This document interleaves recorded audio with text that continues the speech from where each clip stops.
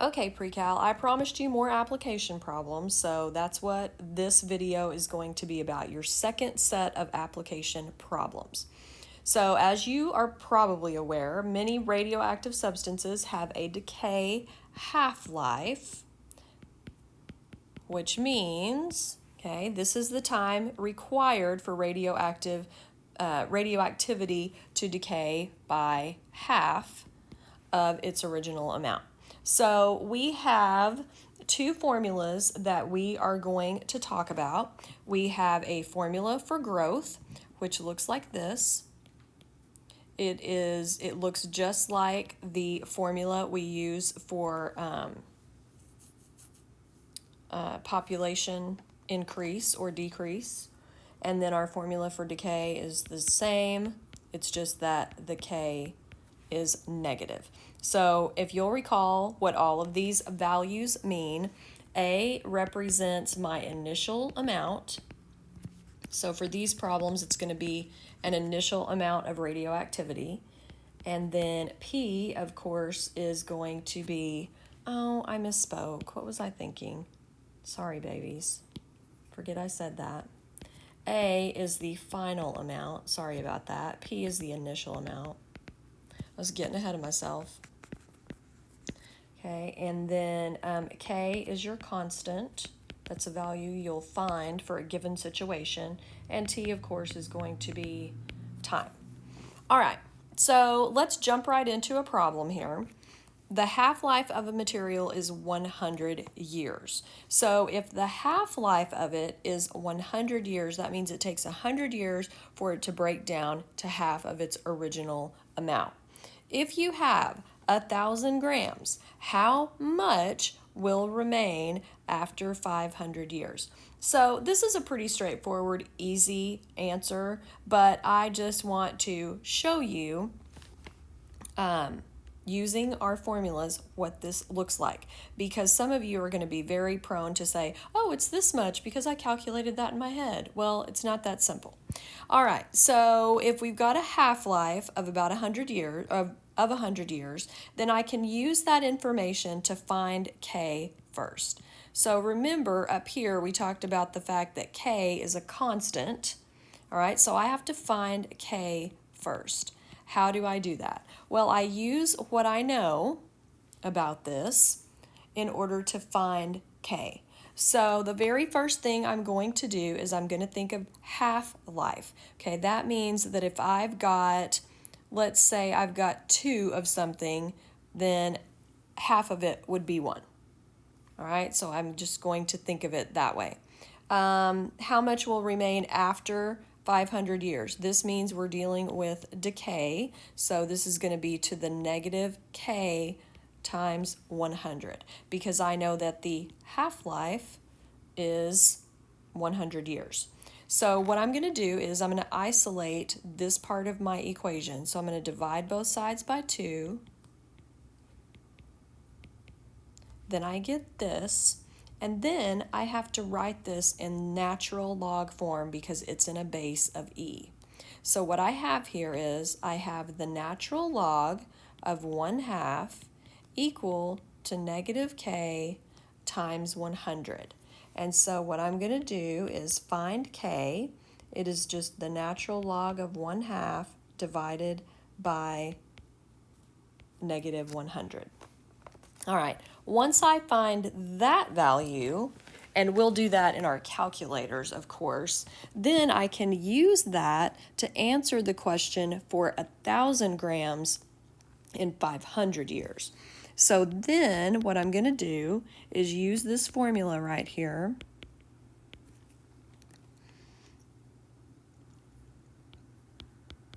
Okay, I'm going to start out with 1,000 grams. And that's E to the, all of this,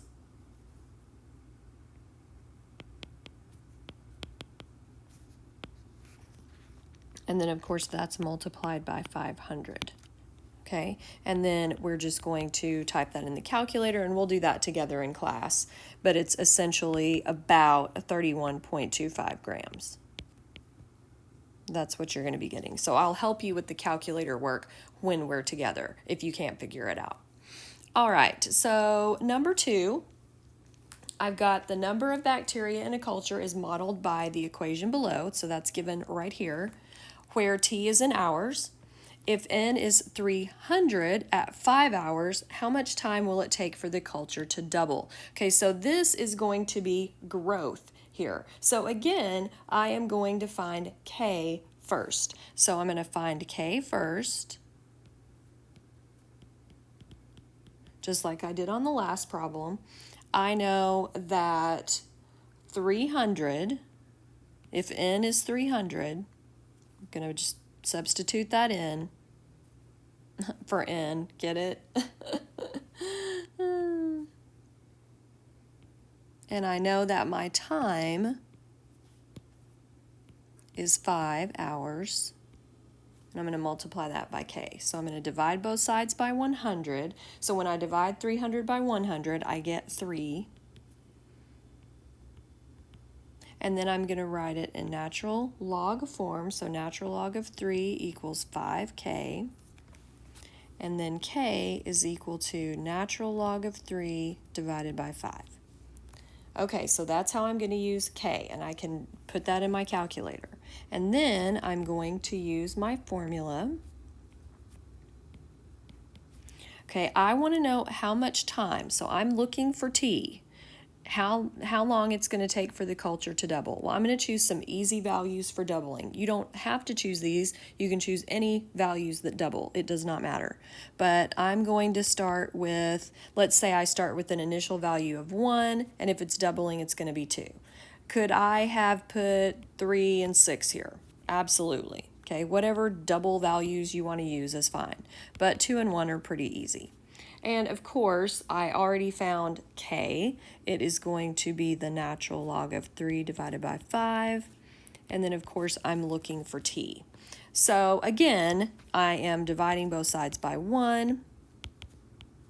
I am going to write this in natural log form so that I can find my answer. So the natural log of 2 equals the natural log of 3 divided by 5t. All right, now when you're doing this, you can take the natural log of 3 over 5 times t. What we're going to do, actually it'll probably be easier for you to see it this way. What we're going to do is everybody's favorite thing. They love to cross multiply. Actually, you don't have to cross multiply. That's maybe too much work for you. We're going to multiply everything by the reciprocal of this, 5 over natural log 3. So I essentially end up with 5 natural log 2 over natural log 3, and then I can just type that into my calculator all at once to get my answer, because my answer is 3.155 hours approximately. And of course, we're going to do the calculator work in class if you need help with that. See, notice I did everything algebraic first because I'm not using my calculator right now. Okay, so last application problem for this, this particular section. We have radiocarbon dating uses carbon-14 to estimate the age of organic materials found commonly in archaeological sites. The half-life of carbon-14, the half-life, is approximately 5.73 thousand years. Whatever.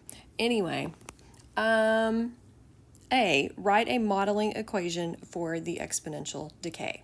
Now, kids, this is not intuitive, okay, and I'm not going to ask you to do this on a quiz or a test. I just want you to see how it's done, all right? So don't freak out. So the first thing I have to do is find K, all right, because I'm modeling the situation. So I know I'm dealing with half-life, so 2 to 1, and then e to the k, and then this is 5.73 thousand. I'm just writing it as 5.73 for ease. Okay, so I end up with essentially the log of 1/2 equals 5.73 k.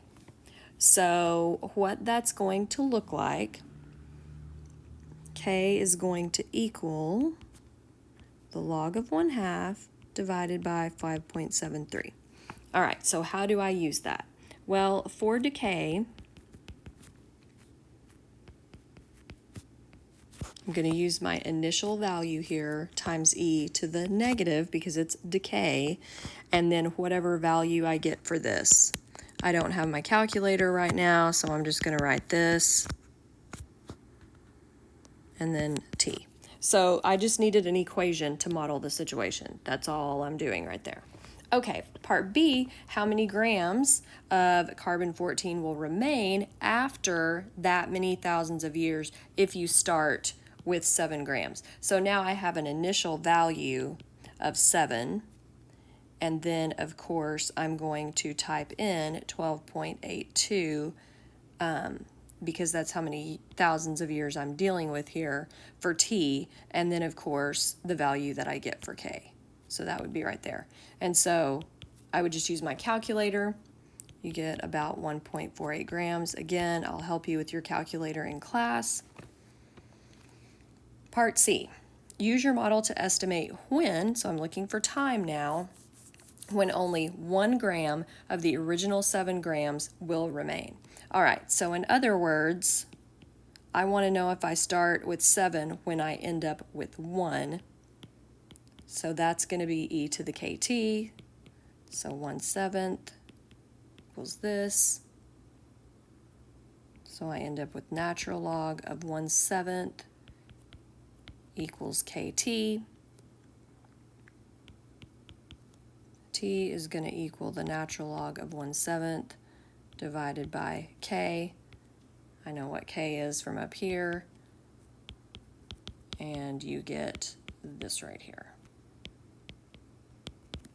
So these are some of the application type problems. I just want you to be exposed to them. I don't expect you to be able to, magically do them. But I did want you to see what they look like and how we apply them.